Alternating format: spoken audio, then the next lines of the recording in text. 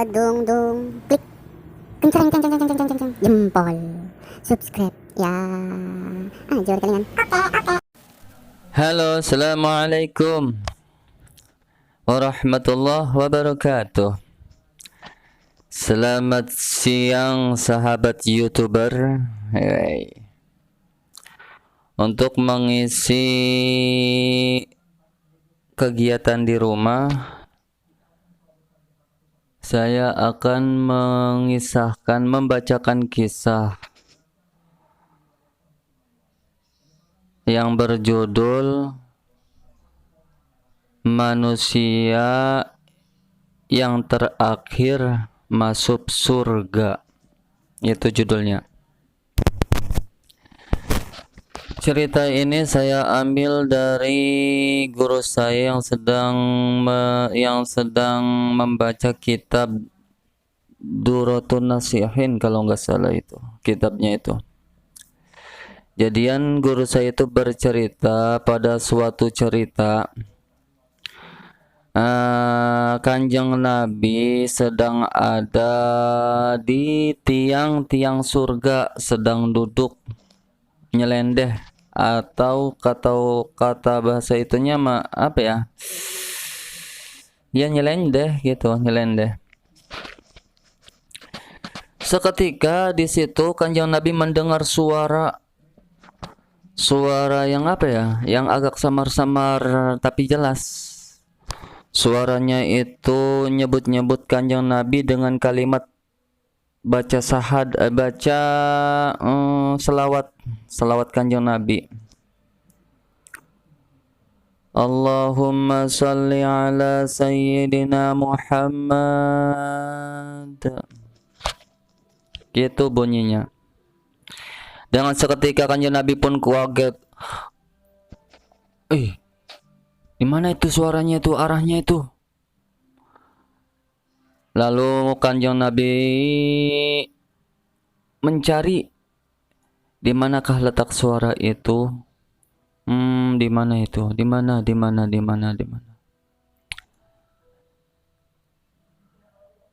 Kemudian Kanjeng Nabi memanggil malaikat Jibril. Ya, malaikat Jibril. Malaikat Jibril, on. Woi. Ada apa Kanjeng? Malaikat Jibril. Tadi saya nyelendeh di situ, di tiang situ. Saya mendengar suara-suara yang memanggil-manggil nama saya.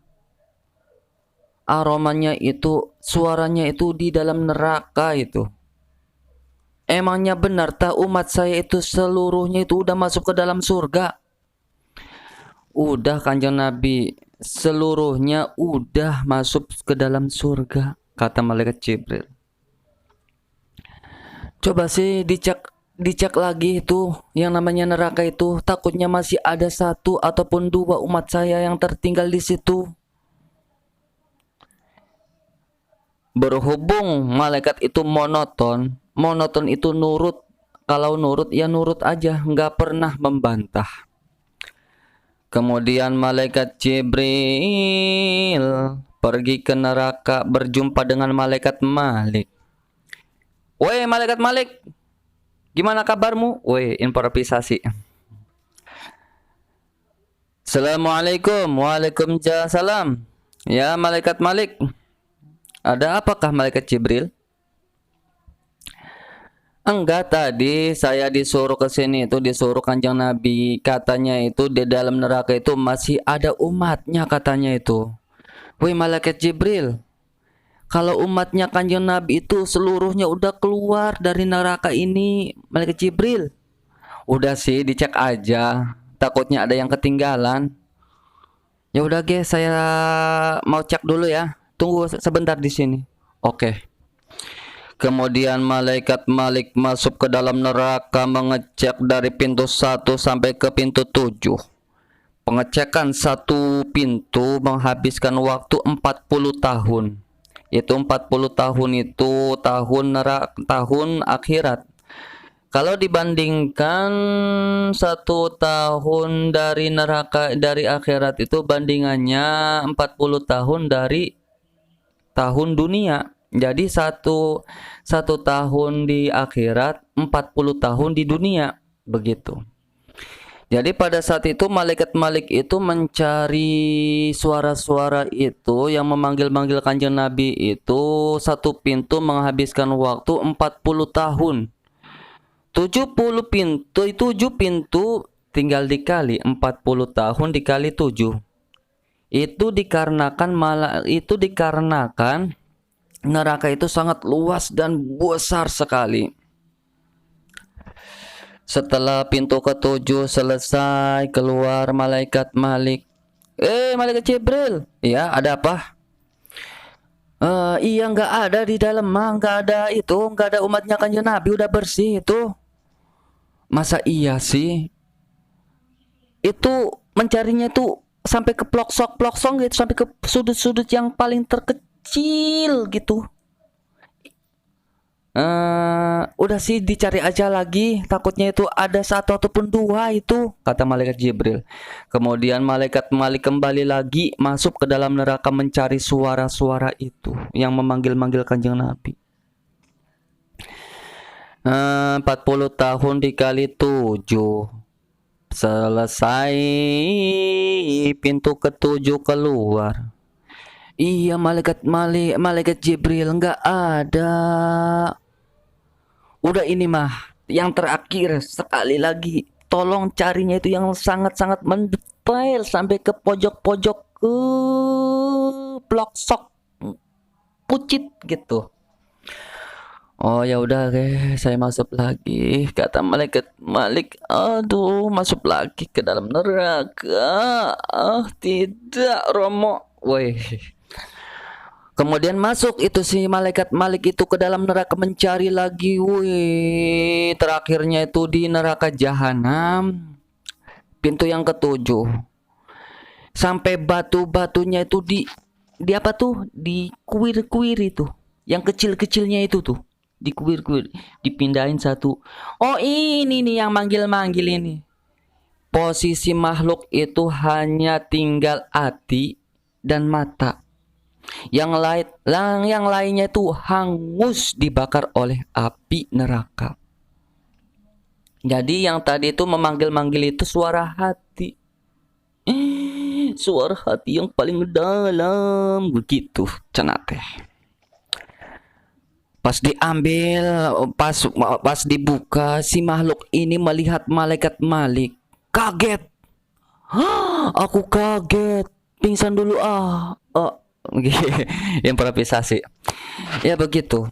Jadi seketika si makhluk itu melihat malaikat itu kaget dan pingsan karena saking kagetnya. Weh, bangun.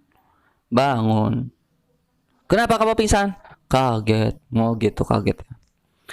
Setelah dikeluarkan dari api neraka jahanam, untuk dibawa ke dalam surga, sebelum dibawa ke pintu surga, si jasad yang roh yang tadi yang hancur angus, tinggal hati dan mata yang masih utuh. Itu dikarenakan hatinya pernah sekali ataupun 2 kali ataupun 5 kali itu, kalau gak salah dalam cerita itu, pernah membaca sholawat Kanjeng Nabi dan pernah membaca Al-Quran dalam hatinya doang. Matanya pernah melihat Al-Quran. Itulah kehebatannya Al-Quran.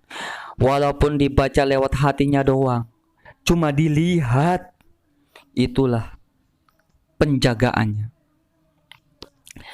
Setelah itu, sebelum dimasukkan ke dalam surga, si makhluk yang tadi itu dimandiin dengan api neraka, api duniawi. Pas dicemplungin itu si makhluk yang tadi yang gosong itu ke api duniawi, kata si makhluk itu, Masya Allah, adem banget. Iya, itu api duniawi cenah teh. Cek makhluk, adem banget, aku adem, ngeleker tidur. Kata malaikat, weh, tidur. Karena saking nyaman dan tentram itu dibakar dengan api duniawi. Setelah yang tadinya gosong, tangan yang gak kelihatan, kaki gak kelihatan, berangsur-angsur pulih kelihatan. Setelah semuanya kelihatan, tinggal gosong, tapi sudah mewujud dalam bentuk rohnya manusia.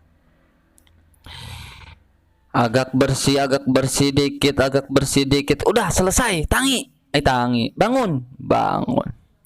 Setelah bangun itu si makhluk, ya, yuk kita keluar untuk berjumpa pada nabimu, yaitu nabi kita semua intinya mah, yaitu kanjeng Nabi Muhammad sallallahu alaihi wasallam. Setelah keluar dari neraka jahanam, si makhluk yang tadi dipersilahkan mandi di Telaga Kausar. Apa itu Telaga Kausar? Telaga Kausar itu cenah teh selawatan orang Sunda. Ari Telaga Kausar, no bening wangi tehambar, tiisan Gusti Ilahap pikeun umat Nabi masyar. Amisna luwih ti madu, nu putih luwih ti susu, tiisna libatan salju, sifatan Kausar tangtu. Kehebatan di Telaga Kausar iku lamun bahasa Jawa. Kehebatannya Telaga Kausar itu bila diminum 1 gelas saja itu bisa menghilangkan dahaga tahunan, bukan harian ataupun menitan ataupun jaman. Jadi 1 gelas diminum itu menghilangkan dahaga 1 tahun lebih 1 tahun yang akan datang. Jadi enggak terasa ngelak-ngelak gitu. Itulah kehebatannya. Setelah itu yang tadinya jelek, dekil of the kumel, nyebur ke dalam Telaga Kausar langsung ganteng. Artis-artis Korea lewat, artis-artis internasional lewat, semuanya lewat. Itu dikarenakan orang itu sangat ganteng. Kenapa? Karena sudah mandi di telaganya Kanjeng Nabi Sallallahu Alaihi Wasallam. Begitu. Setelah bersih, makhluk pun dibawa ke hadapan Kanjeng Nabi. Itulah makhluk yang terakhir yang masuk surga. Kolenang. Sekian ceritanya. Itulah makhluk yang terakhir masuk ke dalam surga. Wassalamualaikum warahmatullahi wabarakatuh.